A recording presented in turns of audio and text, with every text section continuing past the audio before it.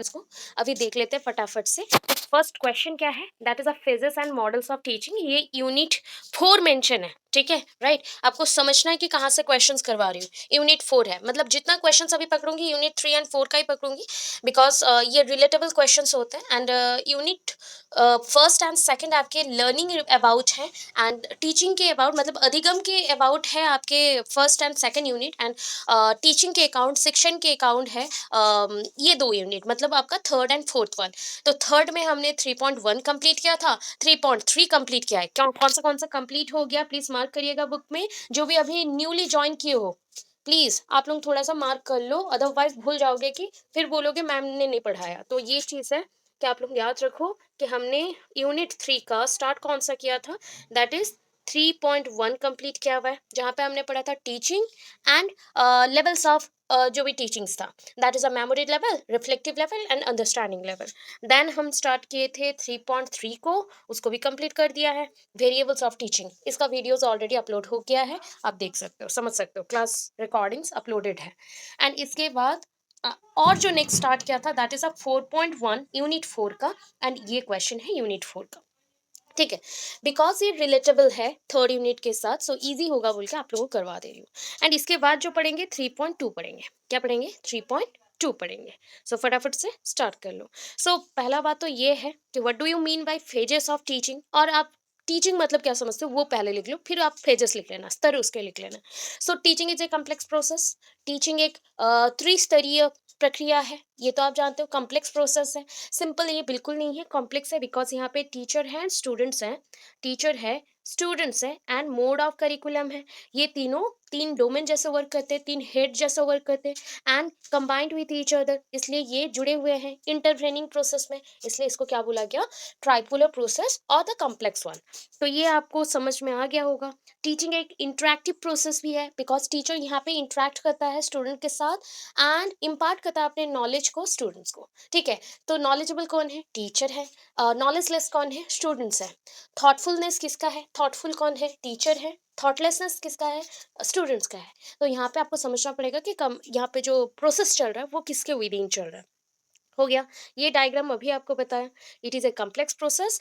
And क्यों complex है, क्योंकि तीन हेड्स हैं। एंड आपको बोला गया था कि क्वेश्चंस में अभी क्या होता है, पिन पॉइंट्स मैं दे रही हूँ, बट अगर एग्जाम में ऐसा क्वेश्चन आ गया कि what do you mean by teaching and write about the pages of teaching, तो आप कहाँ से स्टार्ट करेंगे, first of all you have to write the intro.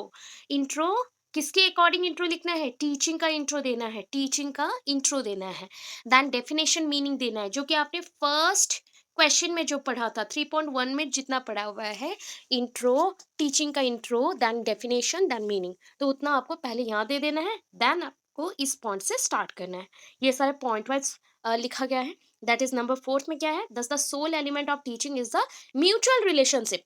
आपके हमारे बीच कौन सा रिलेशनशिप है, म्यूचुअल रिलेशनशिप है। एंड ये म्यूचुअल रिलेशन कहाँ तक ले जाएगा, गोल्स तक ले जाएगा, राइट।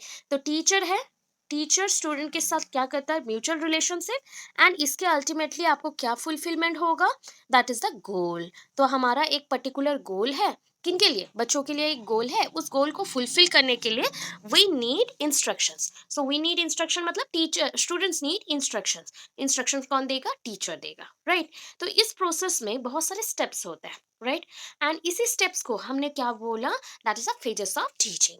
सपोज एक teacher for the first time enter कर रहा है क्लासरूम में, so where from they start और वेयर फ्रॉम ही स्टार्ट्स, तो वो कहाँ से स्टार्ट करेगा, कैसे स्टार्ट करेगा, क्यों स्टार्ट करेगा। तो ये जो WH क्वेश्चन इतने माइंड में आते हैं ना, उसी के बेसिस पे जो छोटे छोटे से स्टेप्स बनते हैं, उसको हमने एट ए टाइम बोल दिया फेजेस ऑफ टीचिंग।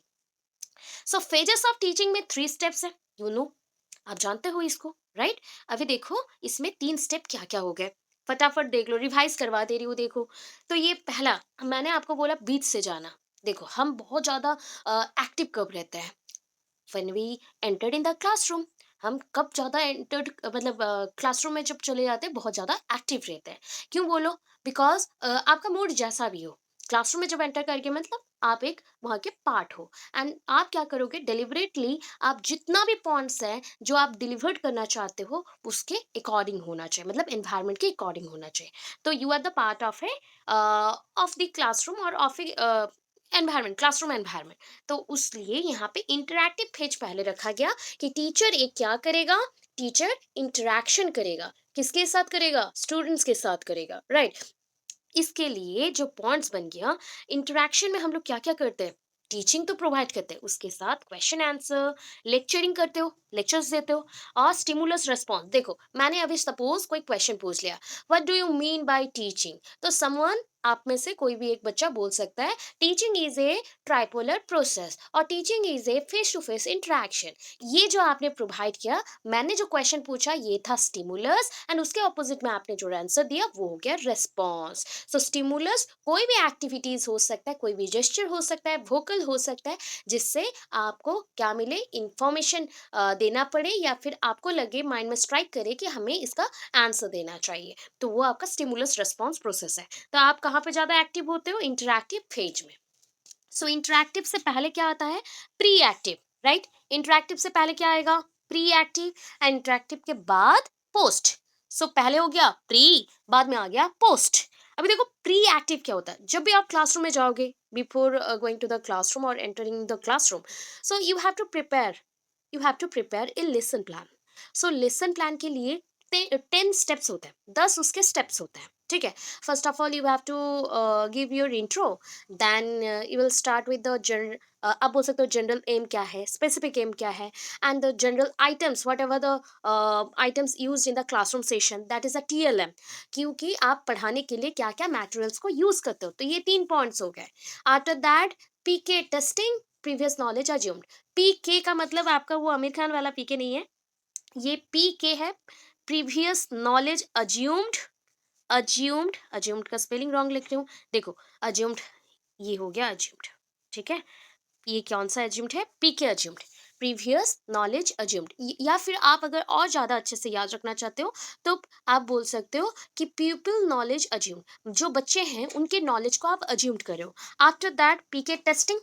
देखो मैंने आपको पहले आकलन किया कि अच्छा बच्चों के पास इतना नॉलेज तो है, they have enough idea about this topic, right. After that I have to test you, ठीक है, कितने लेवल तक आपको आता है, कितने डेप्थ तक आप एक क्वेश्चन को जानते हो या फिर इसका आंसर दे सकते हो, तो उसके अकॉर्डिंग हम क्वेश्चन बोलते हैं। तो यहाँ पे हो गया आपका कितने स्टेप्स, ये हो गए पूरे 5 steps. After that announcement of the topic किए जाते हैं। अनाउंसमेंट ऑफ द, देखो मुझे क्या टॉपिक पढ़ाना है क्लास में, मैं पहले आके आपको अनाउंस करती हूँ ठीक है, बिकॉज आप लोग बड़े बच्चे हो तो फटाफट से हम लोग अनाउंस कर सकते हैं कि हमने प्रीवियसली ये पढ़ा था, अभी ये पढ़ रहे हैं, and today's topic is that, ठीक है, we shall discuss about this topic in the today session. तो ऐसा कुछ हमने बोल दिया। ये 6 पॉइंट गया। 7 point, that is a representation. Representation, और प्रेजेंटेशन आप बोल सकते हो प्रेजेंटेशन। तो रिप्रेजेंटेशन मतलब आप क्या करोगे, रिप्रेजेंट करोगे अपने टॉपिक को। आफ्टर रिप्रेजेंटेशन आप क्या करते हो, that is concluding statement. Conclude, so ये हो गया आपका पॉइंट, कहां तक थे, कंक्लूडिंग स्टेटमेंट। देखो मैं लेसन प्लान का भी हिंट दे रही हूँ पूरा, जिनको समझ आएगा वो रिकॉल कर लेंगे, ठीक है। कितने पॉइंट्स तक चले गए हम बताओ? 6 पॉइंट्स कंप्लीट हो गया था, 7 पॉइंट पे थे concluding statement. Concluding statement, right. देखो हर एक चीज का एंड होता है कि नहीं, कंक्लूजन देते हो कि नहीं, so that is a ending point, ठीक है। ये आपका एंडिंग पॉइंट होता है कि पूरे टॉपिक्स को मैं पढ़ाने के बाद मैंने यहाँ कंक्लूडिंग स्टेटमेंट डाला। आफ्टर कंक्लूडिंग स्टेटमेंट क्या आता है, रिकैपिचुलेशन।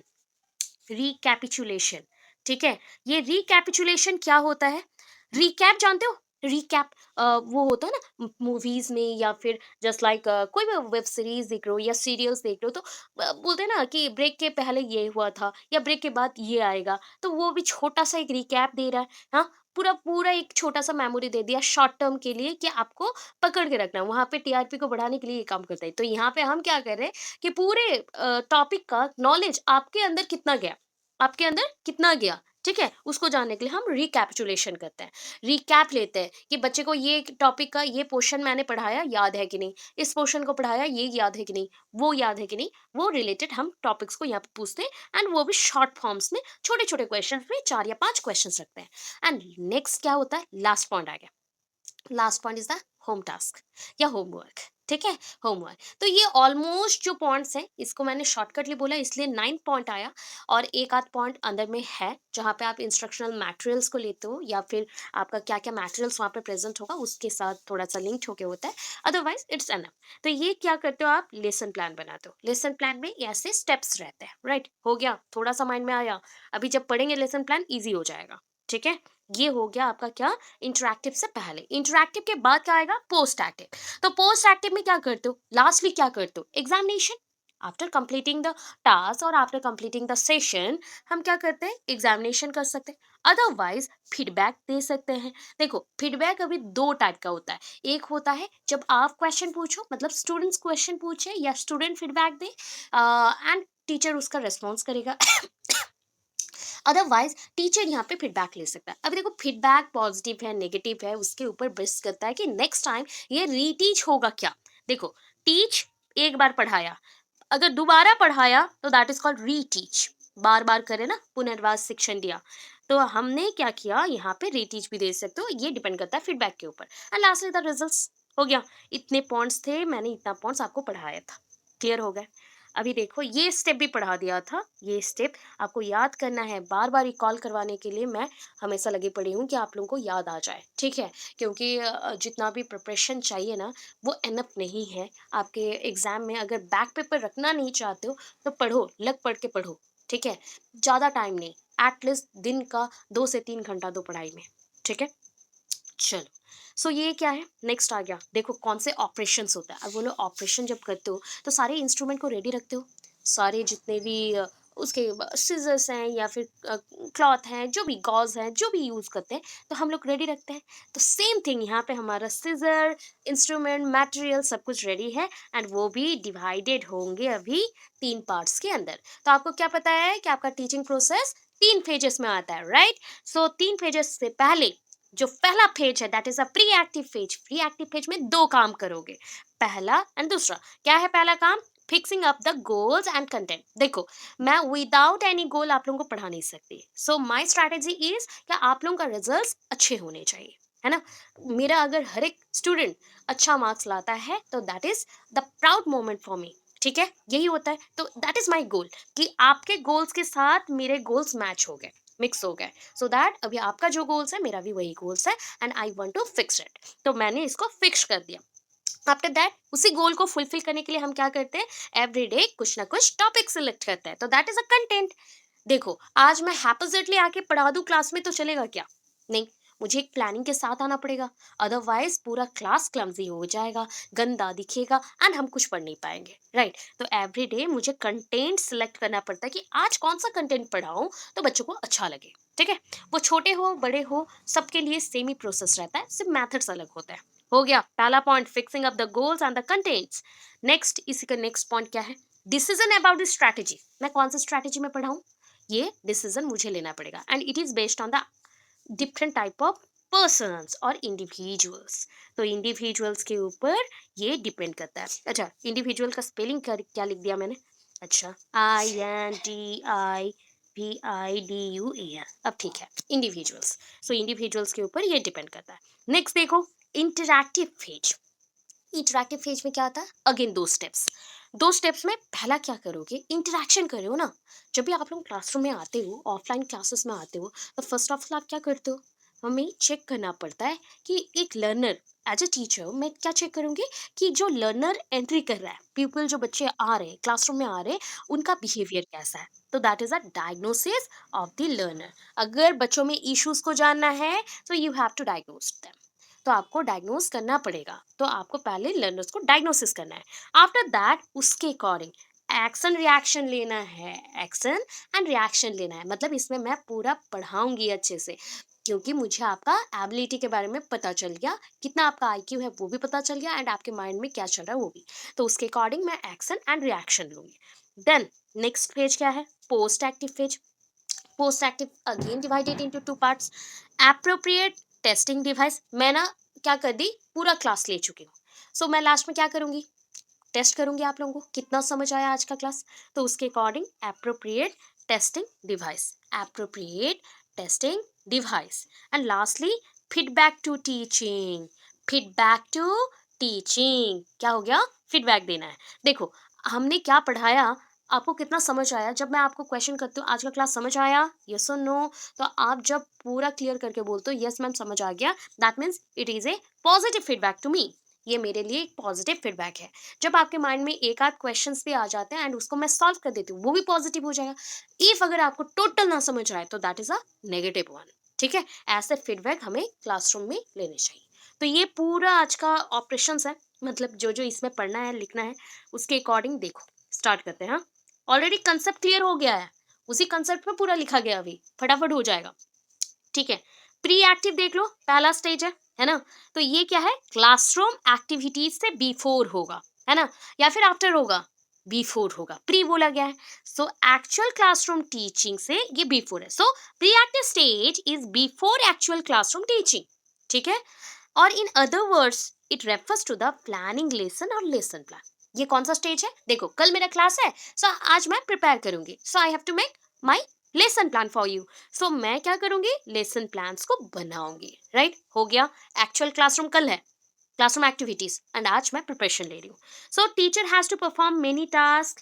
टीचर को बहुत सारा टास्क परफॉर्म करना पड़ता है।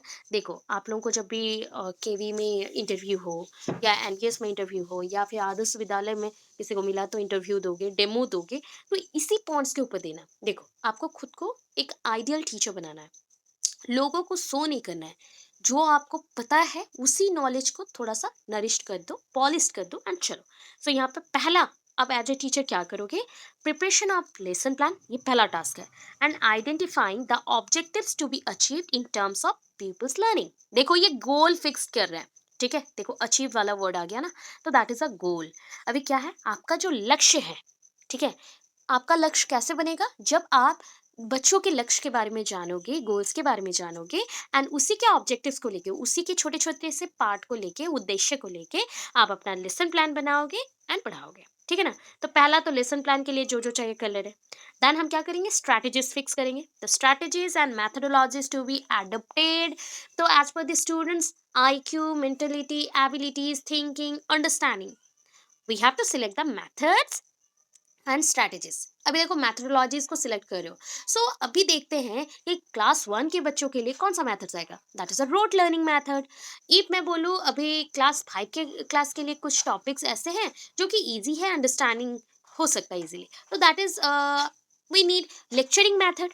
इफ बोलो क्लास 12 के बच्चे हैं, दे नीड प्रैक्टिकल ऑब्जर्वेशन, तो हम क्या करेंगे, एक्सपेरिमेंटेशन मैथड। तो ये हो गया डिफरेंट टाइप ऑफ मैथड्स जो कि क्लास के वाइज एंड बच्चों के नीड के अकॉर्डिंग, सब्जेक्ट्स के अकॉर्डिंग भी वैरी करता है, तो उसको पहले कंटेंट के हिसाब से एडप्ट कर लेना है।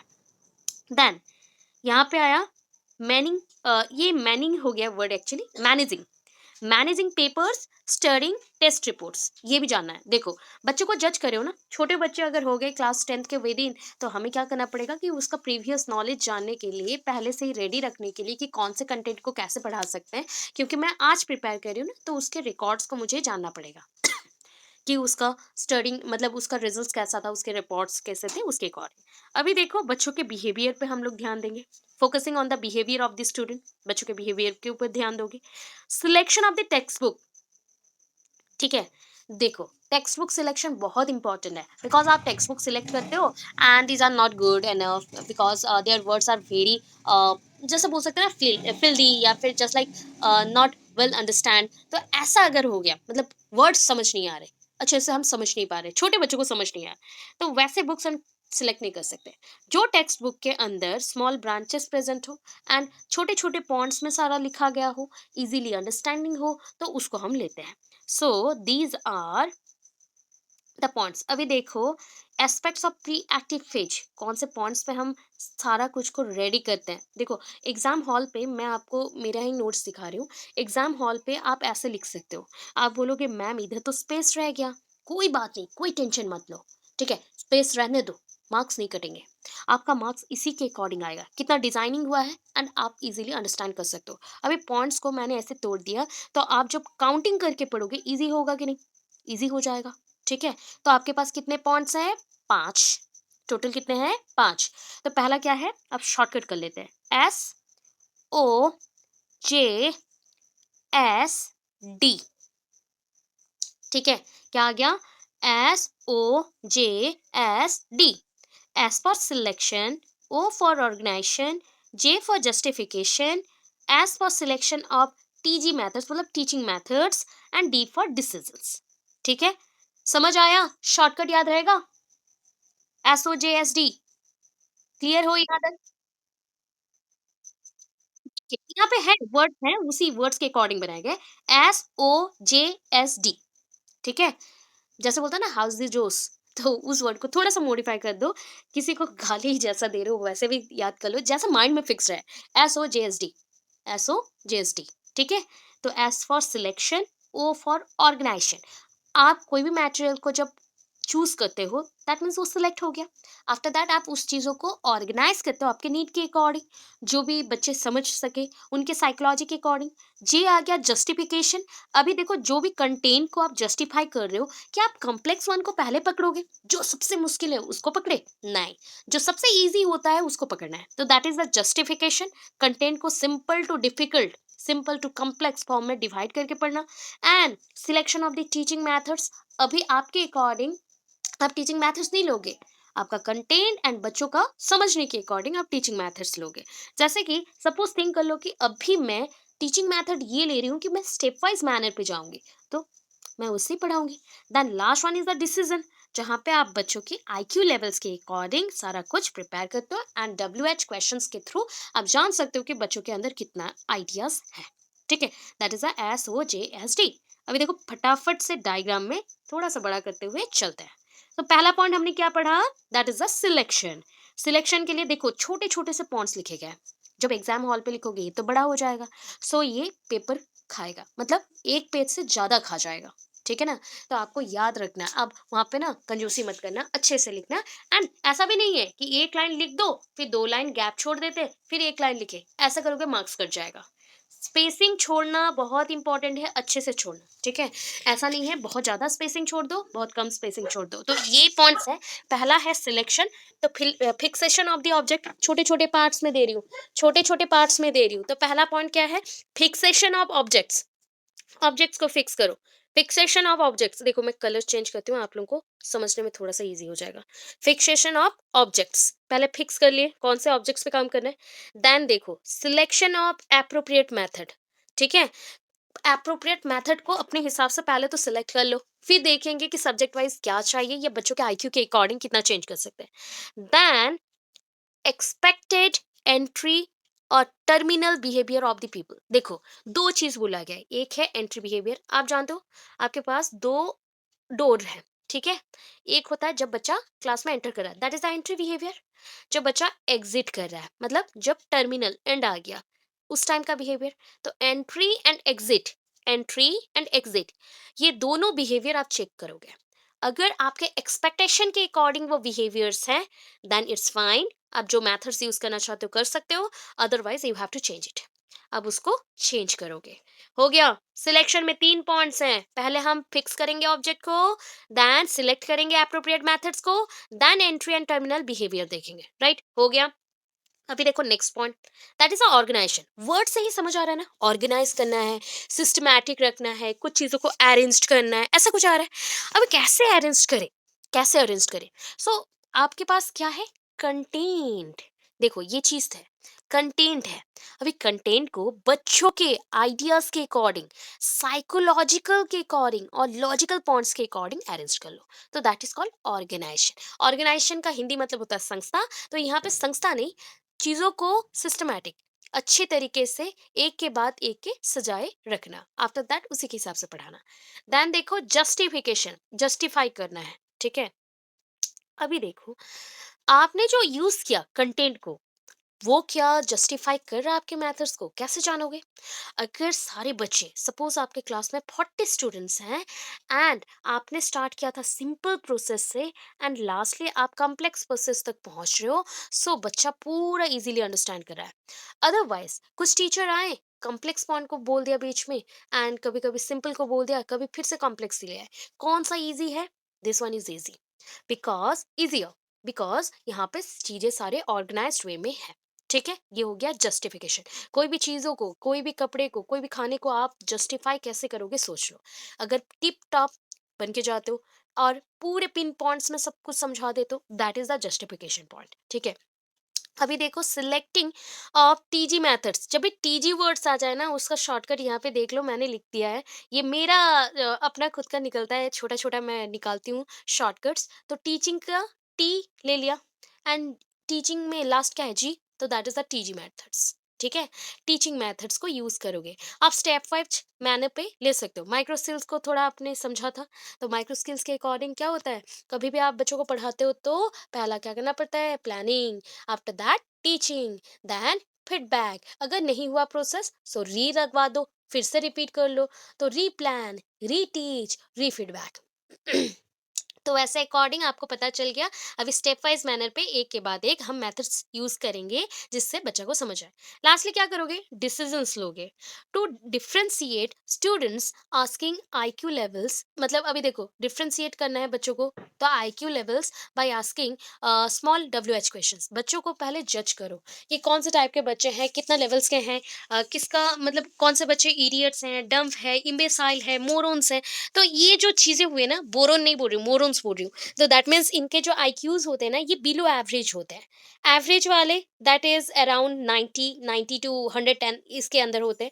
110 से जितना आगे जाओगे दैट इज आप बोल सकते हो टैलेंटेड, एक्स्ट्रा टैलेंटेड, और बोल सकते हो आपका इंटेलिजेंस सुपेरियर, ऐसा बोल सकते हो, ठीक है। तो these are the IQ levels. जिसको अगर चेक करना है तो you have to ask small question, छोटे संक्षिप्त वाले आप प्रश्नोत्तर पूछेंगे, ठीक है। ये हो गया आपका पूरा चीज, ठीक है। सो यहाँ पे बच्चे का जो भी चीज है, अभी तक बच्चों के अकॉर्डिंग ही हम सोच के करते थे। तो ये आपका 5% जॉब आप कंप्लीट कर रहे हो before going to the classroom. तो आपने क्लासरूम में अभी तक एंटर नहीं किया, बट 100% से आप ओनली 5% जॉब अपना कंप्लीट कर दे रहे हो। लेसन प्लान बना के, टीचिंग मेथड्स को चूज करके, बच्चों के अकॉर्डिंग सारे क्वेश्चंस को रेडी करके। हो गया, क्लियर है इतना? यस और नो, फटाफट बोल दो। ओके, चलो। इंटरैक्टिव फेज, यस यस बोलिए। यस। हम्म। हाँ, पेडागोजी में है। पेडागोजी, हाँ, आपको हिंदी में आएगा। हाँ हाँ, हिंदी में भी होगा। सारे पेडागोजीज में है, आपके जितने कॉम्बिनेशन ऑफ पेडागोजीज हैं, दो दो पेपर हैं, सारे पेडागोजीज में लॉन्ग क्वेश्चंस आता है लेसन प्लान का। उसके और में क्वेश्चन आता है पेडागोजिकल एनालिसिस का। तो ये दोनों क्वेश्चन बहुत इंपॉर्टेंट है। ऑलरेडी मैं ऑफलाइन में एक आध बार बता चुकी हूँ, ऑनलाइन में फिर बताऊंगी। सो ये ना टोटल 32 मार्क्स के क्वेश्चंस आते हैं इससे। ये लेसन प्लान का क्वेश्चन, ईच मेथड पेपर के लिए एक क्वेश्चन फिक्स्ड है। एक क्वेश्चन फिक्स्ड है लेसन प्लान। तो लेसन प्लान क्या है, यूनिट प्लान क्या है, ईयर प्लान क्या है, पूरा प्रोसेस लिखते हुए आफ्टर दैट आप एक टॉपिक को एक्सप्लेन करेंगे एग्जाम्पल के साथ। तो क्वेश्चंस होगा, होम टास्क होगा, सब कुछ होगा। तो ये कंपलसरी क्वेश्चन है पेडागोजीज का, ठीक है, बता दूंगी अगेन, टेंशन मत लीजिए। हाँ हाँ हाँ, मैं बता दूंगी, सारा लिख के भेजूंगी मैं। अभी टाइम है, आपको पता है, बस मैं आपको प्रोवाइड कर। यस बोलो। हम्म।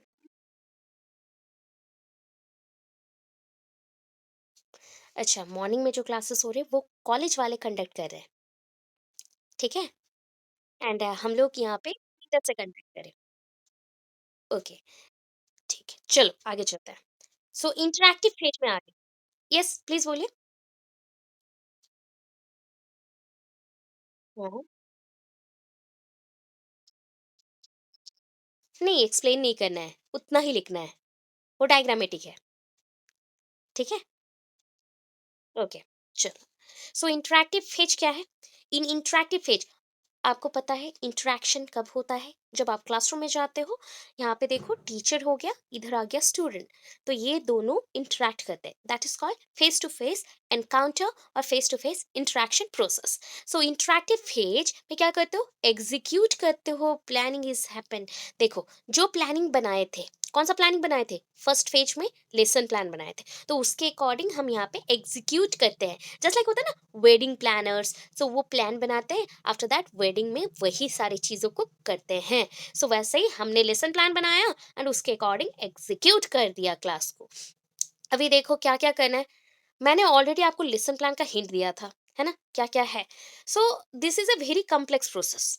कौन सा? इंटरेक्टिव फेज बहुत ही कम्प्लेक्स होता है, क्योंकि इसमें बहुत सारे स्टेप्स हैं।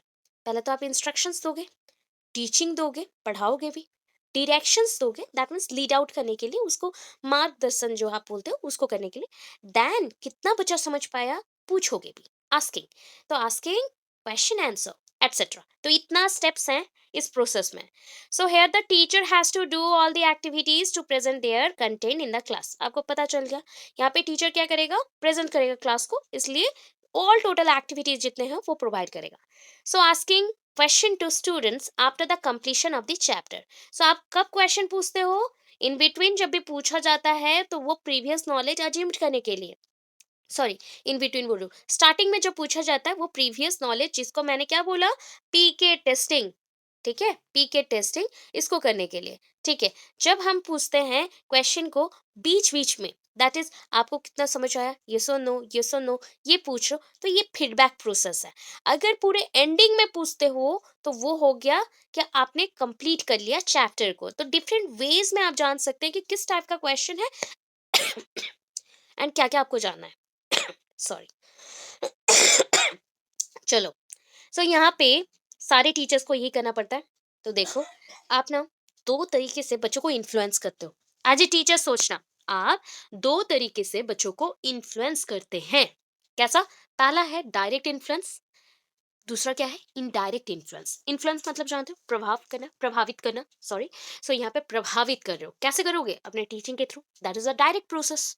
ये डायरेक्ट प्रोसेस है, सडनली आपने टीचिंग दिया एंड आपको रिजल्ट मिल जाएगा, तो ये होता है फीडबैक, तो ये डायरेक्ट इन्फ्लुएंस है। बट आप क्या कर रहे हो, बच्चे को हर दिन मोटिवेट कर रहे हो, थोड़ा थोड़ा थोड़ा थोड़ा गाइडेंस दे रहे हो एंड लास्टली वो इंक्रीज हो जाता है। So that is a indirect influence. Indirect influence, तो इन्फ्लुएंस टू टाइप्स के होते हैं, जो कि इंटरैक्टिव फेज में ही होता है, because it is based on the teaching process. तो इसलिए इसको बोला गया डायरेक्ट, जो कि टीचिंग के थ्रू हो जाता है। इनडायरेक्ट जो पता नहीं चलता बट धीरे धीरे चलता है, इनडायरेक्टली हो रहा है ना, धीरे धीरे चलता है। तो हम इसको हिंदी में बोल सकते हैं प्रत्यक्ष परोक्ष। तो ये होता है जो आंखों के सामने हो रहा है, इजीली हो रहा है, तो टीचिंग है, शिक्षण विधि। जहाँ पे आप मोटिवेशन दे रहे हो या फिर कोई एक उद्देश्य को पूरा करने के लिए कर रहे हो, तो दैट इज द एनकरेजमेंट, हो गया इनडायरेक्ट। अभी देखो, जैसे हमने स्टेप लिखा था ना, किसका, इंटरैक्टिव फेज का, सॉरी, लेसन, जो लेसन प्लान जब बनाया उसके फेज का, that is a pre active phase. तो उसका जैसे आपने पॉइंट्स दिया था, यहाँ पे भी हम छोटे छोटे से पॉइंट्स देंगे। देखो सारे स्टेप्स को कैसे लिखा गया है, ये हो गया छोटा छोटा स्टेप। कितना है पहले काउंट कर लो, कौन से एक्टिविटी टीचर को क्लासरूम के मतलब क्लासरूम में एंटर कर गए, ठीक है, आफ्टर एंटरिंग द क्लासरूम कौन से टास्क को परफॉर्म करना है टीचर को, एक टीचर को, ठीक है। ये डिपेंड करता है कुछ कुछ पॉइंट्स के ऊपर। पहला पॉइंट, जब एग्जाम हॉल में आप लोग लिखेंगे तो यहाँ पे ब्लैक पेन यूज कर लेना, ठीक है, डिफाइन करने के लिए ब्लैक पेन यूज कर लेना। एंड देखो स्पेस रखते हुए लिखो, स्पेस रखते हुए लिखो, देन डिस्टिंक्शन मिलेगा, मतलब डिस्टिंक्ट होगा पॉइंट, एक पॉइंट दूसरे पॉइंट के साथ मिक्स नहीं हो जाएगा, ठीक है। अगर दूसरे कलर पेन यूज कर लेते हो तो आपको अंडरलाइन करना नहीं पड़ेगा। अगर सेम पेन से ही लिख रहे हो, दैट मीन्स ब्लू कलर, और जस्ट लाइक जेल पेन में लिख रहे हो तो अंडरलाइन कर दो, क्योंकि पता नहीं चलेगा कौन सा पॉइंट कहाँ से आ गया, ठीक है। तो ये डिफाइन करते हुए आप लोग चलोगे। तो साइज ऑफ द क्लास, अच्छा बताओ, जब क्लास का साइज बहुत ज़्यादा बढ़ जाता है, that means class size is based on students availability, ये बच्चों के अवेलेबिलिटी के ऊपर डिपेंड करता है कि एक क्लास में कितने बच्चे रहते हैं। तो वहाँ पे जो बच्चे रहते हैं, ये किस पे हम क्या करेंगे, अगर एक क्लास में 10 बच्चे हैं तो क्लासरूम इज क्या हो जाएगा, स्मॉल। अगर मैं बोलूँ यहाँ पे 50 बच्चे हैं तो क्लासरूम इज बिग। तो अभी देखो, interest of a teacher is depend upon the size of the class and number of student. अगर आप लोग जैसे पहले इंटरेस्ट देके आते थे, पढ़ते थे, ऑलमोस्ट ऑलमोस्ट सारे बच्चे क्लासेस अटेंड करते थे, तो सोचो हमारा इंटरेस्ट कितना होता था, डबल डब हो जाता था एंड हमें पढ़ाने में मजा आता था। इफ इसको हम रिड्यूस कर रहे हैं तो हमारा इंटरेस्ट क्यों रिड्यूस हो रहा है, बिकॉज कम बच्चे आ रहे हैं, हो गया। तो क्लासरूम में आप कैसे परफॉर्म करेंगे, ये बेस्ड होता है किसके ऊपर, पीपल्स नंबर, स्टूडेंट्स नंबर के ऊपर, हो गया। इसी को हमने क्लास साइज बोला या साइज ऑफ द क्लासरूम बोला। अभी देखो स्टूडेंट्स हेल्पिंग मूड, अभी कुछ स्टूडेंट्स होते हैं प्रॉब्लम्स क्रिएट करते हैं एंड कुछ स्टूडेंट्स होते हैं कि वो प्रॉब्लम्स को सॉल्व करने को ट्राई करते हैं। तो ये क्या हो गया, it is necessary to interact with the students and know their problems. ये बहुत इंपॉर्टेंट है। कुछ टाइम पे क्या होता है ना, आपने एज ए स्टूडेंट बहुत सारे प्रॉब्लम्स ब्लंडर क्रिएट कर दिया। इस ब्लंडर को हमें समझना है। तो हम क्या करेंगे, अगर आपका मूड है, पॉजिटिविटी है कि नहीं मैंने कुछ खराब कर दिया, आई नो दैट, एंड मुझे इसको क्योर करना है या ठीक करना है, सो मैं क्या करूँगी, वही हेल्पिंग मूड टीचर को भी दिखाऊंगी। तो वही हेल्पिंग मूड होता है। अगर ये पॉजिटिविटी स्टूडेंट से मिल जाए तो आप उसको सॉल्व कर सकते हो, ठीक है, उसके प्रॉब्लम्स को जान के। अब देखो, स्टूडेंट्स प्रॉब्लम क्रिएटिंग टेंडेंसी, अभी मैंने बोला था दोनों टाइप के स्टूडेंट्स हैं। एक होता है कि उसको ठीक करना है, और एक होता है जो प्रॉब्लम्स और भी क्रिएट करता जाता है। So all the students in a classroom are not good, but a teacher should give interest to them and motivate to ask questions. देखो, क्लासरूम में ना हर एक बच्चा अच्छा नहीं होता, हर एक बच्चा अच्छा नहीं होता, ये जानते हो आप लोग। एंड इन बच्चों के मूड स्विंग्स होते हैं, जो भी चेंजेस आते हैं, जो भी मतलब उनका जो प्रेजेंस ऑफ माइंड रहता है, ये किस पे डिपेंड करता है, फैमिली, फैमिली के ऊपर एंड सोसाइटी के ऊपर। सोसाइटी ने उसको क्या बोल दिया, स्टेरियोटाइप पे रख दिया या स्टिग्मा कर दिया, या फिर उसके माइंड में क्या चल रहा है, उसके ऊपर उसका सारा कुछ नेचर डिपेंड करता है ना। तो एक टीचर यहाँ पे जज नहीं करेगा कि you are a good student, you are a bad student, and मैं गुड को देखूंगी, बैड को नहीं देखूंगी। तो ऐसा नहीं है, आप ऑलमोस्ट सारे स्टूडेंट को सेम इंटरेस्ट के साथ पढ़ाएंगे एंड क्वेश्चंस में पूछेंगे। हो गया। नेक्स्ट देखो, डिस्प्ले इम्प्रेसिव पर्सनालिटी कैरेक्टर्स। ये teacher should always looks and talks attractively, ठीक है। एक टीचर का मेन जो अस्त्र शस्त्र जो भी बोलो ना, दो ही चीज है। एक है उसका बोलने का स्टाइल, ठीक है, एंड और एक है दूसरा पर्सनालिटी। अभी पर्सनालिटी में सब कुछ आता है, that is the verbal one, non verbal one, वो तो आता ही है। तो पहला जो अट्रैक्टिव थिंग है वो है बोलने का स्टाइल। दूसरा थिंग है उसका जेस्चर ले लो, पर्सनालिटी, लुक ले लो, उसका ड्रेसिंग स्टाइल दे दो। अभी कुछ टीचर्स होते हैं, nowadays teachers are very modernised, and they also wear sometimes jeans and tops and etcetera. But अगर उनका पढ़ाने का स्टाइल बहुत अच्छा है, देन ये मैनेज हो जाता है। अदरवाइज कुछ ऐसे भी स्टूडेंट्स होते हैं जो कि उनके ड्रेसिंग सेंस से लेके सब कुछ पे जज कर लेते हैं। तो ये सारा चीज आपको ध्यान पे रखना है, ठीक है। देन देखो, सिलेक्शन एंड प्रेजेंटेशन स्टिमुली। अभी देखो, मैं क्या करती हूँ, every time I create a stimuli, मैं आपके लिए स्टिमुली क्रिएट करती हूँ। क्या है, अभी जितने बच्चे भी रेगुलर मोड पे आते हो, मुझे पता है ऑलमोस्ट 70 से 80 स्टूडेंट्स हैं जिनको पढ़ने का मूड है आप में से, एंड वो ट्रू बेसिस में फॉर अटेंडेंस नहीं, क्लास अटेंड करने के लिए आते हैं, मतलब फॉर अटेंडेंस नहीं, क्लास अटेंड करने के लिए आ रहे हैं, जो कि जानना चाहते हैं कि इस टॉपिक में क्या क्या है, ठीक है। तो ऐसे जगह पे क्यों आए आप लोग, अगर स्टिमुली अच्छा नहीं होगा, अच्छा कुछ चीजें समझ नहीं आ रही है, तो आप लोग आते क्या, जिस दिन टॉपिक बोरिंग होता है तो सडनली क्लास में जो बच्चे होते हैं उनका नंबर डिक्रीज होता है, जिस दिन टॉपिक अच्छा होता है इंक्रीज होता है। तो ये डिपेंड करता है, हमने किस क्या बोला, स्टिमुली के ऊपर। The teacher should select the appropriate stimulus as the situation arises.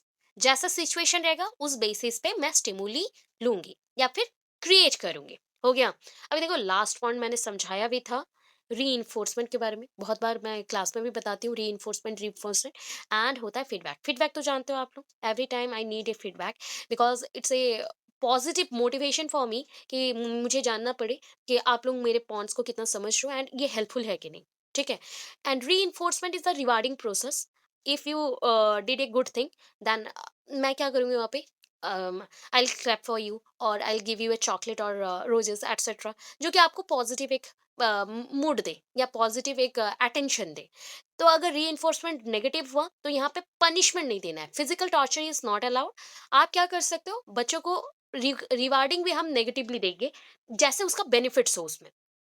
कैसे, एक बच्चा अगर लिखने में प्रॉब्लम क्रिएट कर रहा है एंड लिखता नहीं है, तो उसको उसी का ही पनिशमेंट दिया जाएगा कि तुम 10 पेज और भी लिख के लाना। तो वो क्या हुआ कि वो माइंड से गुस्सा है, माइंड से गुस्सा होगा कि टीचर ने आज मुझे इतना बोरिंग सा काम दिया है, बट उसे 10 पेज लिखने हुए उसका हैंड राइटिंग अच्छा हो जाएगा।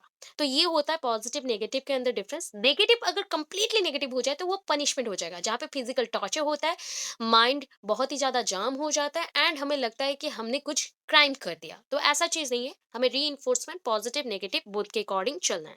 अभी देखो, दोनों टाइप्स के लिए मैंने यहाँ पे लिख दिया, पॉजिटिव नेगेटिव, शॉर्टकट भी दे दिया है, री के टाइप्स हैं। हो गया, यहाँ तक समझ आया कि नहीं आया? इंटरेक्टिव फेज समझ आया? ये सुनो, अच्छा, स्टेप्स को पहले याद कर लेना, उसके बाद चलना। आप लोग अपने पॉइंट से भी एक्सप्लेन कर सकते हो। हेडिंग्स, जो भी हेडिंग्स हैं, दीज़ आर इम्पोर्टेंट्स, ठीक है? ये इम्पोर्टेंट है। ये जो एक्सप्लेनेशन है ना, ये मेरे लैंग्वेज में है, ये बुक में नहीं है, ये सारे मेरे मेरे ओन लैंग्वेज है। तो आप वर्ड्स अपने अकॉर्डिंग चेंज करिएगा। Only yes please ask. Stimuli is the outer force or the external force which gives you a immense pleasure, or sometimes it gives you a bad news or bad neurons experiences. तो ये ना आपका क्या है, मैं बहुत बार बोली हूँ। आप थिंकिंग याद करते हो? थिंकिंग याद है? थिंकिंग पढ़े थे? Do you know about this? Okay, okay. Thinking is based on certain things. Just like thinking is based on analysis, understanding, or memorization, or ability to recall it or recognize it. तो ये सारा चीज कहाँ पे होता है बताओ? आपके दिमाग में होता है। एंड ये क्या है? Central nervous system. आपके बॉडी में जो भी चीजें होते हैं वो कंट्रोल कौन करता है? मेन ब्रांच कौन सा है? Central nervous system. ये कंट्रोल करता है एंड इसके बेसिस पे ऑटोनोमिक नर्वस सिस्टम आता है, पैरासिम्पैथेटिक, सिम्पैथेटिक, बहुत सारे वर्ड्स आते हैं। पेरिफेरल नर्वस सिस्टम जो बॉडीली आप जैसे हाथ हिलाते हो, मच्छर ने काटा, हाथ हिलाते हो, तो ये जो रिस्पॉन्स देते हो ये न्यूरॉन्स के थ्रू आता है। न्यूरॉन्स के थ्रू आता है। ये न्यूरॉन्स कैसे आपके अंदर काम कर रहे हैं ना? कुछ न्यूरॉन्स हैं जो कि आपके बॉडी के मतलब स्किन में प्रेजेंट है। ठीक है, आपके स्किन में प्रेजेंट है। स्किन में जब भी कुछ रिएक्शन होता है, तो वो रिएक्शन क्यों होता है? बाहर में जो भी काम हो रहे हैं, एक्स्ट्रा एक्स्ट्रा बोला गया, एक्सटर्नल और एक्स्ट्रा बोल रही हूँ, आउटर जो हो रहे हैं उसके रिस्पॉन्स से। तो स्किन जब उसको फील करता है तो that is the stimuli. Outer any type of foreign bodies और फॉरेन केमिकल्स और एनी टाइप ऑफ थिंग्स जो भी फोर्स हैं, वो अगर आपको इन्फ्लुएंस करता है तो दैट इज द स्टिमुली। ये सेंसरी न्यूरॉन्स होते हैं जो कि सेंसस में प्रेजेंट है, वो कैरी करने के बाद आपके सर तक ले जाते हैं, ब्रेन में जो सेंट्रल नर्वस सिस्टम है, एंड उसके थ्रू आप रेस्पॉन्स देते हो नेक्स्टली। तो जो रेस्पॉन्स देता है उसको सोच लो, ये कौन सा न्यूरॉन्स है? सेंसोरी। जो वर्क करेगा नेक्स्टली तो वो मोटर न्यूरॉन होता है। तो ये चीज मैंने क्लास में समझा दिया था। सो इतना ही है। Stimuli is the outer external force. बस इतना याद रखो, stimuli is the outer external force. कभी भी जब भी आप रिएक्शन देते हो, बाहर से कभी सुनते हो, अभी आप सुन रहे हो ना मेरे पॉइंट्स को, तो ये भी एक स्टिमुली है। ठीक है, ये भोकल स्टिमुली है। ये भोकल स्टिमुली है जो कि सडनली आपके ईयर्स के थ्रू कान तक पहुंच, सॉरी, आपके ब्रेन तक पहुंच रहा है। एंड आफ्टर दैट आप उसका रिस्पॉन्स दे रहे हो या क्वेश्चन आस्क कर रहे हो, तो आपके मोटर न्यूरॉन्स जाके माउथ के थ्रू आप कुछ भी पूछ रहे हो मुझे। तो ये काम हो रहा है। ठीक है, हो गया। ओके चलो। ओके, ओवरव्यू तो जानते हो। देखो ओवरव्यू में क्या मेंशन हुआ, ओवरव्यू और overall view for interactive phase क्या करते हैं पता है? ये है टीचर एंड स्टूडेंट। अभी देखो हम लोग हैं, ठीक है, ये हम लोग हैं, क्या है? एक टीचर है, बाकी सब स्टूडेंट्स हैं। इनके अंदर तीन काम होता है। अभी मैम ने बोला ना कि मैम स्टिमुली क्या है, तो रेस्पॉन्स उसका ऑपोजिट है। ठीक है, तो देखो क्या करते हो स्टिमुली को? परसेप्शन, परसेप्शन रिसीव करते हैं। ठीक है, हमेशा कोई चीज़ों को हम कंसीव नहीं कर सकते, सो हम यहाँ पे परसेप्शन और रिसीव का वर्ड यूज करेंगे। तो स्टिमुली को आपने परसेप्शन कर लिया या परसीव कर लिया आपके माइंड में, आफ्टर दैट उसके अकॉर्डिंग आप क्या करोगे? रेस्पॉन्स दोगे। अभी देखो कितना रेस्पॉन्स दे रहे हो, ये पॉजिटिव है नेगेटिव है, वो कौन जानेगा? टीचर जानेगा आफ्टर डायग्नोसिस। आफ्टर डायग्नोसिस, तो ये तीन पॉइंट है, diagnosis, perception and response. And ये बाई डायरेक्शनल एरो मार्क्स के थ्रू चल रहा है, मतलब अल्टरनेटिव वे में ये साइक्लिंग प्रोसेस दिखा रहा है। देखो ये एरो मार्क ऐसा है, ये भी ऐसा है, तो कंटिन्यूएशन चलते जा रहा है। ठीक है, आप पहले परसेप्शन किए, then response, then diagnosis, then perception, response, diagnosis. इसके विद इन एनवायरमेंटल फैक्टर्स आते जाएंगे, उतने ही रिस्पॉन्स आप देते जाओगे। जितना स्टिमुली आते जाएगा उतना रिस्पॉन्स देते जाओगे। हो गया। अभी देखो last phase, post active phase. ये पूरा ही एग्जामिनेशन फीडबैक एंड बोल सकते हो टेस्टिंग फेज है, जहां पे बच्चों का दो वर्ड्स के साथ रिलेशन है। कौन सा रिलेशन? एक वर्ड आता है असेसमेंट। ठीक है, असेसमेंट। दूसरा वर्ड क्या आता है? That is evaluation. Evaluation, evaluation का मतलब है ना, वन काइंड ऑफ बोल सकते हो इवैल्यूएट, कैलकुलेशंस और मूल्यांकन। आपको मूल्य देना। ठीक है, आपको क्या मैं पैसे दूंगी? नहीं, यहाँ पे आपको नंबर्स दूंगी। तो आपके टेस्टिंग के अकॉर्डिंग मैं नंबर्स प्रोवाइड कर रही हूँ। तो ये जो डिजायरेबल इंप्रूवमेंट है ना, उसको चेक करने के लिए, एक पर्सन के अंदर कितने चेंजेस हुए, उसको चेक करने के लिए हम क्या करते हैं, एग्जामिनेशन करते हैं। एंड एग्जामिनेशन के बाद जो भी चेकिंग होता है, मार्किंग होता है, वो इवैल्यूएशन प्रोसेस है। इवैल्यूएशन होने के बाद जो रिजल्ट्स देते हो, that is called assessment, progress card, report card, profiling, cumulative records, all type of things are present है, असेसमेंट में होता है। हो गया। ये दो चीज आप कब करते हो, पोस्ट एक्टिव फेज में। तो post active stage concerning evaluation provides necessary feedback to the teachers and the students in bringing desirable improvement in their performance. It is related with both teaching and learning, both का होता है। देखो, अभी मैं एक student को बोलूं कि तुम यहाँ पे मॉडिफाई कर लो इस चीज को, स्टूडेंट को बोलूं मॉडिफाई दिस, ठीक है, तो अगर मॉडिफाई करने के लिए बोलूं, ये भी वन काइंड ऑफ फीडबैक है। तो टीचर स्टूडेंट्स को फीडबैक देते हैं डिजायरेबल चेंजेस के लिए। Sometimes teacher also need feedback from the students, because वो कहाँ पे गलत है, या फिर उन्होंने टीचिंग पहली बार स्टार्ट किया है, उनको एक्सपीरियंस नहीं है, सो दे नीड फीडबैक टू। तो हमें अगर जितना मॉडर्नाइज्ड होना है टीचिंग में, उतना ही फीडबैक स्टूडेंट से भी बैक चाहिए, उनके आइडियाज के साथ कोप अप करना है। तो दोनों टाइप का फीडबैक होना चाहिए, ठीक है। It is a fact, the assessment of interactive phase, यही होता है फैक्ट। एक्चुअल फैक्ट यहाँ पे यही है कि असेसमेंट करना पड़ेगा। तो दोनों वर्ड्स को मैंने समझा दिया, एक है इवैल्यूएशन, एक है असेसमेंट। असेसमेंट आपका परफॉर्मेंस या जजिंग या फिर ग्रेडेशन, या फिर जैसे देखो आप स्टैंडर्ड 1 में थे, आपको मैंने स्टैंडर्ड 2 में डाल दिया, तो ये जब होता है तो ये बेस्ट होता है असेसमेंट के ऊपर। बट असेसमेंट किसके ऊपर डिपेंडेंट है, इवैल्यूएशन के ऊपर। तो इवैल्यूएशन में क्या होगा, एग्जामिनेशन होंगे, एंड उसके अकॉर्डिंग आप मार्किंग दोगे। क्लियर हो गया। फिर देखो जितना भी एग्जांपल्स दे सकते हो, class test, test, quiz etcetera. अभी देखो पोस्ट एक्टिव फेज में एक्चुअली करते क्या हो, तीन काम करते हैं हम लोग। Defining exact dimensions of changes resulted from teaching. आप जो टीचिंग दे रहे हो, सपोज एक ब्लैंक पेज है, ठीक है। स्टूडेंट्स का माइंड कैसा है, स्टूडेंट्स का माइंड कैसा है, यहाँ पे मैं एस माइंड लिख रही हूँ, मतलब स्टूडेंट्स माइंड। इनका माइंड कैसा है, ब्लैंक पेज जैसा। अभी ब्लैंक पेज में आपने जैसे जैसे इंफॉर्मेशन डाला, तो वैसा वैसा वो भर गया। तो इस चीज को तो मुझे जज करना पड़ेगा ना। तो इसी के डायमेंशन को, कितना एरिया तक कवर कर चुका है, बच्चे का माइंड में कितना नॉलेज आ चुका है, उसको देखने के लिए मुझे क्या करना पड़ेगा, डिफाइन करना पड़ेगा, एंड उसके लिए एग्जामिनेशन करना पड़ेगा। अभी selection of testing device and techniques, अभी सिलेक्ट कर लो कौन से टेस्टिंग डिवाइस को यूज करोगे एंड टेक्निक्स को यूज करोगे। Just like formative assessment, summative assessment, yearly examination, annual examination, trimester, semester, class test, pre test, क्या करना चाहते हो, कौन से टेस्टिंग डिवाइस को आप यूज करोगे। Then last one, changing the strategies in terms of collecting collected evidences. Suppose after 3 months मैंने आपको जज कर लिया। जज करने के बाद मुझे पता चला कि सम कुछ तो लू फॉल्स रह गए हैं, कुछ तो है, some of the loopholes are there, and मुझे उसको मैनेज करना है। ठीक है, एज ए टीचर मैं क्या करूंगी, अपने स्ट्रैटेजीज को मॉडिफाई करूंगी, स्ट्रैटेजीज को मॉडिफाई करूंगी। तो मैंने स्ट्रैटेजीज को चेंज किया, किसके बेसिस पे, जो एविडेंसेस मुझे 3 महीने के बाद एग्जाम से मिले थे।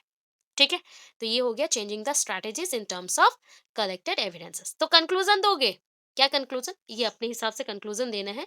सो मैंने दिया है, it is evident from the above description, जो भी हमने अबव डिस्क्रिप्शन दिए हैं इतने सारे पॉइंट्स को, that to achieve the teaching objectives, teaching के, शिक्षण के जो उद्देश्य हैं, the three aspects of teaching activities should be arranged in such a way that, देखो, मेरे उद्देश्यों को पूरा करना है तो मुझे 3 रास्ते से गुजरना पड़ेगा। पहला था हमारा प्री एक्टिव, दूसरा था इंटरैक्टिव, तीसरा था पोस्ट एक्टिव। ये अगर अच्छे से वर्किंग कर रहा है, तो बच्चों में thinking and working system of people's और बच्चों के क्लियर हो जाएंगे, एंड वो डेवलप करेंगे for this society, properly develop करेंगे। ठीक है, इतना है। क्लियर हो